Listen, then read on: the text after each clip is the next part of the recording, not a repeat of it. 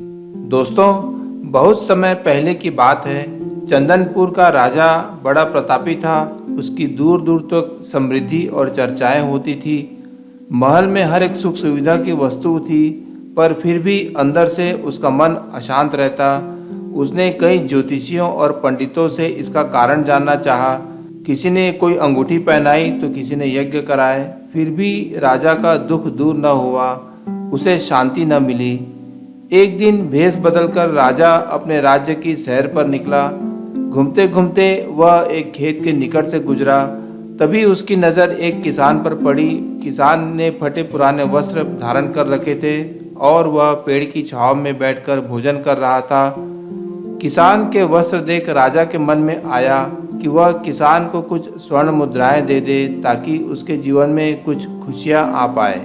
राजा किसान के सम्मुख जाकर बोला, मैं एक राहगीर हूँ, मुझे तुम्हारे खेत पर ये 4 स्वर्ण मुद्राएं गिरी मिली।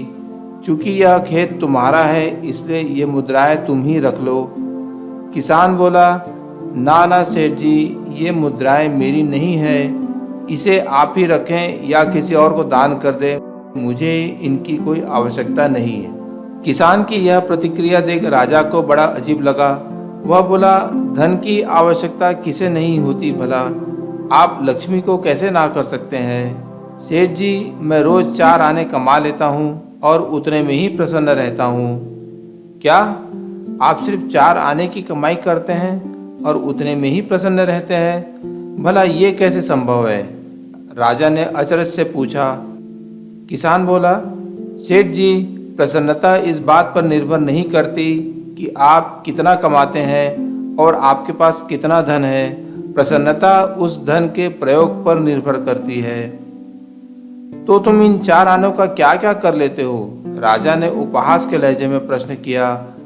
किसान भी बेकार की बहस में नहीं पड़ना चाहता था, तो उसने आगे बढ़ते हुए उत्तर दिया, इन 4 आनों में से मैं एक कुएं में डाल देता हूँ, दूसरे से कर्ज चुका देता हूँ, तीसरे को उधार दे देता हूँ और चौथा मिट्टी में गाड़ देता हूँ। राजा सोचने लगा।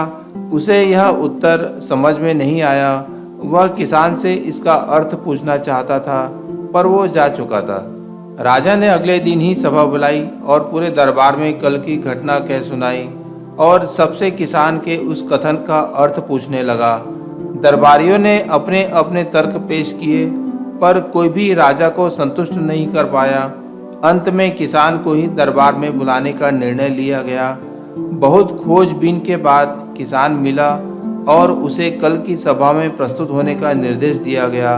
राजा ने किसान को उस दिन अपने भेष बदलकर भ्रमण करने के बारे में बताया और सम्मानपूर्वक दरबार में बिठाया। मैं तुम्हारे उत्तर से प्रभावित हूँ और तुम्हारे 4 आने का हिसाब जानना चाहता हूँ। बताओ, तुम अपने कमाए 4 आने किस तरह खर्च करते हो जो तुम इतना प्रसन्न और संतुष्ट रह पाते हो?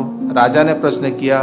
किसान बोला, हुजूर, जैसा कि मैंने बताया था, मैं 1 आना कुएं में डाल देता हूँ, यानी अपने परिवार के भरण पोषण में लगा देता हूँ। दूसरे से मैं कर्ज चुकाता हूँ, यानी मैं अपने वृद्ध माँ बाप की सेवा में लगा देता हूँ। तीसरे से मैं उधार दे देता हूँ, यानी अपने बच्चों की शिक्षा दीक्षा में लगा देता हूँ।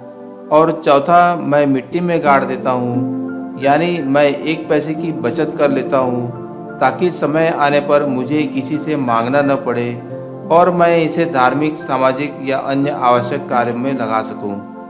राजा को अब किसान की बात समझ आ चुकी थी। राजा की समस्या का समाधान हो चुका था। वह जान चुका था कि यदि उसे प्रसन्न और संतुष्ट रहना है तो उसे भी अपने अर्जित किए धन का सही सही उपयोग करना होगा। दोस्तों, आप जो भी काम करते हो, जितना भी कमाते हो, लाइफ को बैलेंस्ड बनाना ज़रूरी है और इसके लिए हमें अपनी आमदनी और उसके इस्तेमाल पर गौर करना चाहिए। नहीं तो भले ही हम लाखों रुपए कमा लें, पर फिर भी प्रसन्न एवं संतुष्ट नहीं रह पाएंगे।